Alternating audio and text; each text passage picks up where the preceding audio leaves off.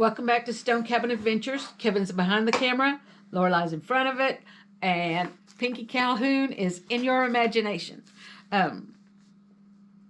Episode 10? I think so. We call it episode 10 for now. If I have to redo the start of it, I can do that. Pinky has made it back home, got all stitched up from where she fell down in the mine. Okay, and we'll go. It felt like forever before I could do much more than just sit on the front porch and snap beans or shell peas. Mom made me leave a bowl on the table and not on my lap so that when I went to sleep, I wouldn't spill the fresh vegetables. I fell asleep with no warning every time I sat still. Doc Fishface taught Ma how to make tonic. Yuck. He says, it's a wonder I didn't die with all the blood I lost, but that by Thanksgiving I ought to be fine. Thanksgiving's nearly as far away as Christmas. I couldn't believe I'll be sick till then. When Doc told us that, Pa pointed his finger right in my face. He said, no more swimming till next summer. Don't go to the river alone either. You are no good at resisting temptation. One corner of his mouth quirked up in a smile, taking the edge off of his order. But I ain't caught that Jonah fish yet. Did you get my big hook made? I looked up at him, wide-eyed with hope. Not yet. You're not strong enough to pull it in. I almost got stupid and rolled my eyes at Pa. Almost. I caught myself in time. You ain't strong enough either. I figured on tying my hook to a rope and tying my rope to a tree. I was going to let that fish fight the tree and wear itself out. Then when it's good and tired, I'm going to tie the rope around Patches and let Elmer's horse pull it out of the river. I winked at Elmer because Patches is tough. Pa stroked his chin kind of slow with his thumb and his finger. You said the fish was big. How big is it? I scratched my head and my shoulders sagged. Honestly, Pa, I ain't for sure that Patches could pull it up the hill if it was fighting good. But I have to try to catch it. I could use a fish like Ma's for bait. I could sit in its mouth. You and Elmer will have to work together to get its head nailed on the barn. You're going to have to buy bigger nails. Pa froze in place, staring at me. I huffed out an annoyed noise. I told you it was big enough to swallow you. I bet it eats turtles for fun. Pa finally got his voice working again. I can't imagine a fish that big in our river. It's plenty of fish to feed us all winter. Maybe we don't have to eat Buddy bacon after all. Pa laughed at that. Bacon comes from pigs. I slapped my head. Oh, I about forgot bacon. Elmer, Pinky, Pa spoke again, words we did not want to hear. I don't want either of you in that river until we catch the fish. My brother groaned out loud at Pa. I felt a wave of uppity washing all over me from the top of my head to the soles of my feet. It's bigger than I ever imagined a fish could be. I bet it weighs more than a barrel of tar. Chapter 6, The New Schoolmarm, September 1880. I always sat next to Elmer, but the new schoolmarm would have none of it. You're too young to sit with the big boys. Young ladies should sit with girls their age. She pointed to the side of the room with Emily and the other girls and the little boys. But I already read and do arithmetic. She frowned and pointed at the other side of the room. I do arithmetic in my head. I tried not to beg. I even do the timeses, most of them. It didn't work. She smiled and held out her hand, indicating the little kids on the other side of the room. Emily smiled and scooted over so I could sit with her. I wasn't fooled. Emily can't do numbers to save her soul. Well, when she counts on her fingers, she can. She's only 6, so maybe there's hope for her. Mr. Harkin gave Elmer and me each a dozen brand new pencils. He gave Pa a nice pen with a metal point. I heard Pa telling Ma that Mr. Harkin meant it for her, but as she's a married woman, he couldn't give it right to her. Straight off, she had Pa give Elmer some money and sent him to town for some real ink and a quire of white paper. When Paul gets around to deciding that I can spend one of my 7 gold hearts, I'm going to buy me some snow white paper too. And matches. I can't forget to buy my own matches. Until then, I'll have to do sums on my slate with chalk that Elmer and I dig. I even dreamed about buying a new blue dress for myself. I don't know how to get blue boots to match it. I've only ever seen black, white, red, and brown cows. It's not like we got a bunch of blue cows running around for the leather. Our new teacher told us it took her several weeks to get here. Miss Schwartz rode to Denver from Rochester on a train. She had to ride to Leakin Rock in a stagecoach. Mr. and Mrs. Kruger drove their wagon to Leakin Rock to pick her up and bring her back to Walsenburg. She lives in a little room behind her desk. Maybe one day I'll get to ride in a stagecoach or on a train. For sure I will when I'm the governor. Rufus Gates is sweet on my teacher. He brings her a load of wood every week. He even stacks it by the door. Sometimes he brings her treats. He gave her a rabbit he had killed on his way to school. It didn't have hardly any fleas. It had the prettiest brown fur. I wanted to keep its fluffy little tail or a foot, but I knew better than to ask. He offered to skin it and gut it for her. I never seen him be nice just to be nice before Miss Schwartz moved to town. He's nice when he's planning something mean. This was different. Miss Schwartz did not know what to do with the dead rabbit. She didn't touch it and left it laying on the side of her desk. She couldn't even throw it away. Me and Elmer came in early from recess to take care of that rabbit for her. Elmer took the fuzzy thing outside and brought it back skinned and gutted. He likely fed the rest of it to the Kruger's pig. That pig will eat anything. Me and Miss Schwartz chatted like we was friends. When Elmer came back with the carcass, she closed her eyes and breathed funny. Miss Schwartz, have you ever cooked a rabbit? She ran for the back door and barely got outside in time to throw up. I didn't mean to make her sick. Elmer looked at me and I looked at him. We both shook our heads. Our teacher might have bit off more than she could chew. Maybe she should have stayed in Denver. Elmer, you best run that rabbit home to Ma as fast as you can. Have her fix it for supper. I'll bring Miss Schwartz for supper when I come home after school. He pointed his finger right in my face, just like Pa. Don't go to the river. I swear he even sounded like Pa when he said that. He looked like Pa and he sounded like Pa. But I'm not going to swim. I'm only going to show it to her. Maybe we'll see my big fish. I nodded and smiled real big. Pinky, no. Pa will tan your hide. He walked to Miss Schwartz's desk and picked up that naked rabbit and snuck out the door. Miss Schwartz didn't even miss him. I wiped the rabbit blood off the side of her desk, and she and the other kids came in from recess. I didn't think that day would ever be over. Emily leaned against me and whispered, Rufus is going to sleep. I looked across the room and watched as he slid down in his chair till his knees bumped the inside of his desk. His big old head tipped over backwards. Everybody's mouths dropped open when he started snoring. I bet if the windows had been shut, they'd have rattled. He snored loud. We all stared at Miss Schwartz.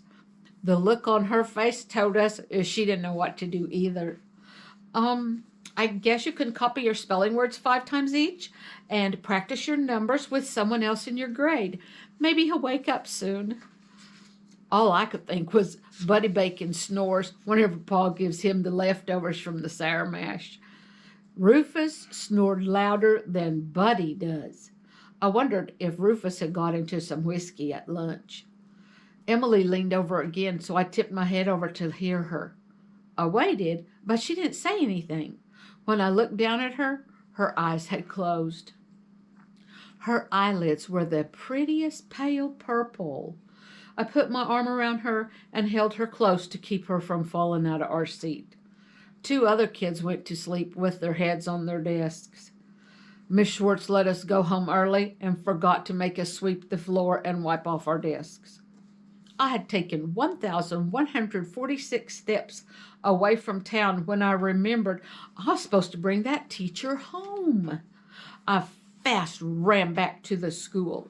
The door was shut, but that didn't bother me. That door opens and shuts all the time. Sometimes the wind closes it with a mighty bang.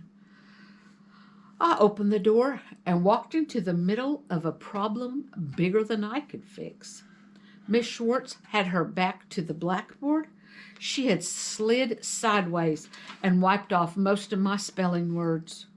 Rufus had his hands on Elmer's spelling words and what was left of the 4th graders' words, and he had Miss Schwartz blocked in between his hands. "Stop, get out." I thought for a minute she was talking to me. She pushed him, but he just kind of laughed soft-like. "You don't mean it. I got what you want." I seen the shiny place on one cheek where her tears were running. She didn't want his dead rabbit. I couldn't imagine what he did have that she would want. I hollered so she and Rufus would both hear me. "I'll get Mr. Kruger." I tore off out of there like wild Indians was chasing me. I'd have made it too if my dress hadn't got hung up on a sticking out nail in the doorway. My skirt stopped and spun me face first into the side of the building. Blood from a split lip ran down my face. Rufus grabbed my skirt and ripped it loose from the doorway and tucked me under one arm. I knew he would kill me. I screamed like the train whistle. It didn't do any good. He carried me under his arm. I kicked and I scratched. I'd have bit him too, but I couldn't reach anything worth biting. He walked back into the school and he kicked the door shut. He dropped me on the floor. I didn't know Miss Schwartz could get angry. She never raised her voice in class or made anyone do anything that they didn't want to do. When Rufus walked back in the room, Miss Schwartz attacked him. She stabbed him in the face with her broom handle. That was why he dropped me. He jumped away from her and he stepped on my leg. Oh, I thought he broke it or tore it back open from where Ma had sewed it up. My leg rolled and he fell across Abby Kruger's desk. She never puts the lid on her inkwell right. He and her desk fell over together. It looked like his face bled black and red. Miss Schwartz knew how to use that broom. She whacked him a time or two, but mostly she poked him with it. Every time she stabbed him with that handle, he grunted like Buddy Bacon when his food is late, or when Pa is malting the grain for sour mash. Buddy can smell it. Everybody we've ever raised has a weakness for sour mash. I crawled to the window while Miss Kruger fought with Rufus. I knew if I didn't get help, he'd kill us both. I threw that window open and went out head first. My dress caught on something and flipped me over. I landed in a tangle of tall weeds and fell sprawling. My skirts went up over my head. The wind whipped around my head and kept my dress from falling back down where it belonged, but that was good. I can run fast without my skirts holding on to me. Except Rufus had stepped on my leg.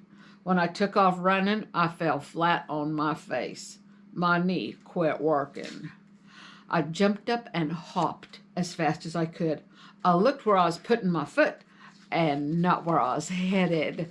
I ran smack into Rufus's paw. He grabbed one of my shoulders and growled, What tomfool thing are you playing at? I never seen anyone with eyes as angry as his. My mouth moved, but no sound came out.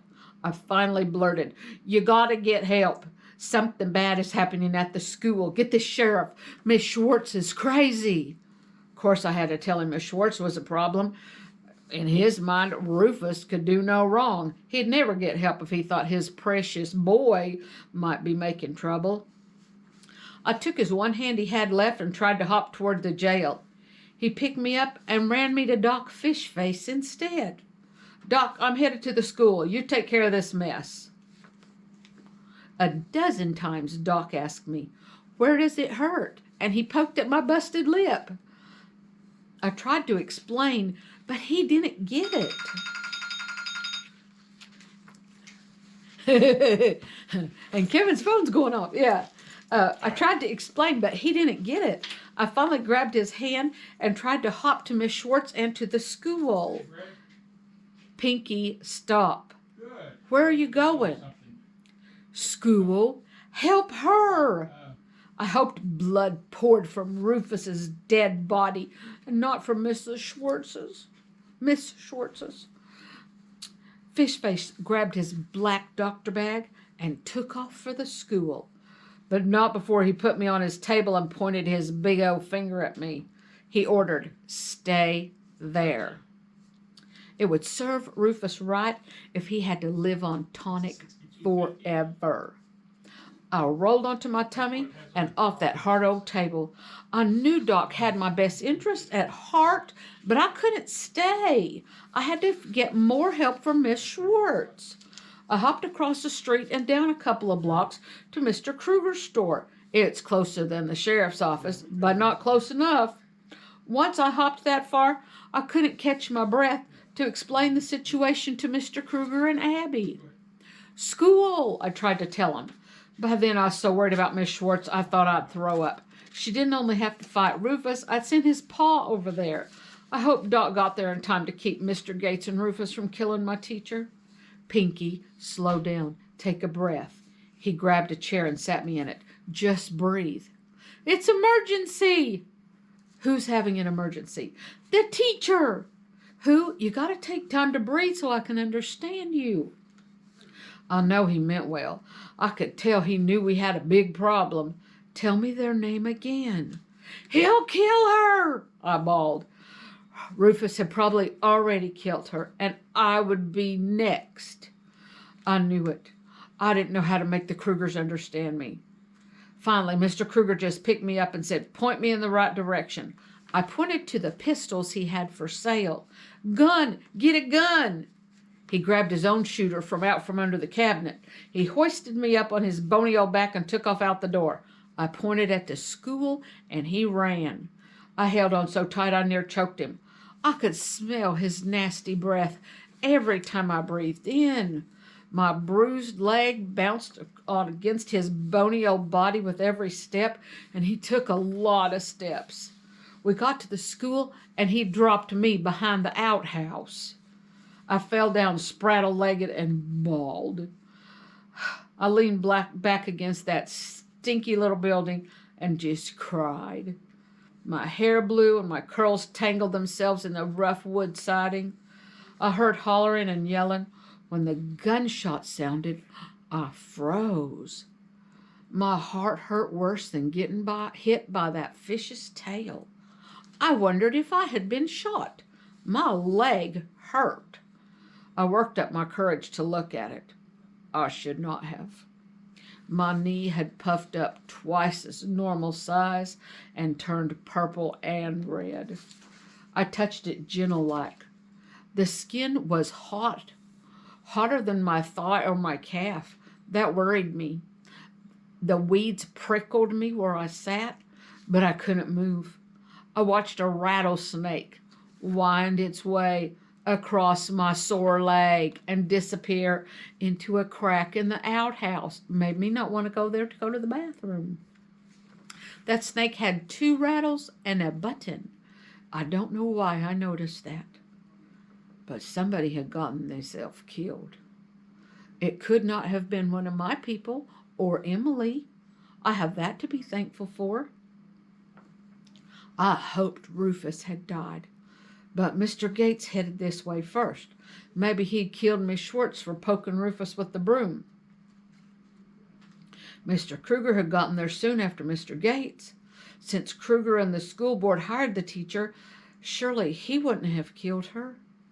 Mr. Gates could have killed Mr. Kruger for trying to protect the teacher. What if Miss Schwartz had taken Rufus's gun and accidentally killed the dog, or killed Mr. Gates on purpose for trying to help Rufus? Would she have to go to jail for killing a human snake? It wasn't fair. I'm only 7. I looked straight up at God and yelled it again.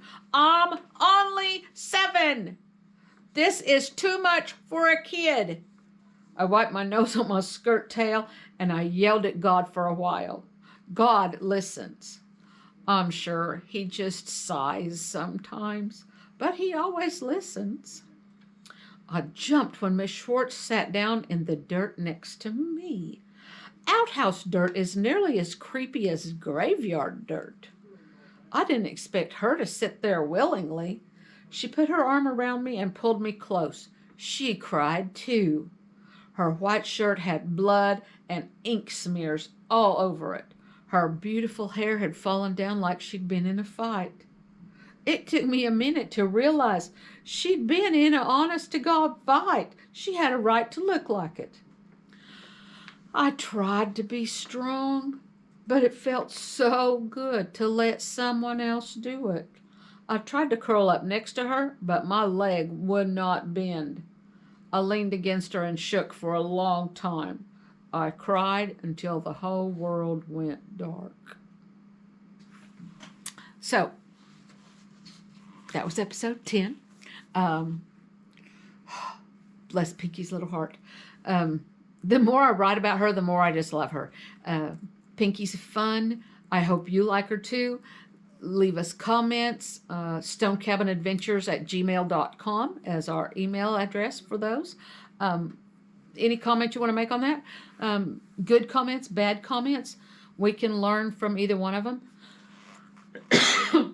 Sorry, excuse me. But thank you so much for listening. Kevin ran off outside, so I've got to figure out how to turn the camera off. I need to learn more about how to use this GoPro and how to do YouTube videos. So Kevin's promised he's going to teach me, and we've got to make the time to make it happen. So we hope you enjoyed it. Thank you for listening to Stone Cabin Adventures. Like, subscribe, click the notification bell, and God bless you all. We love you. Mwah.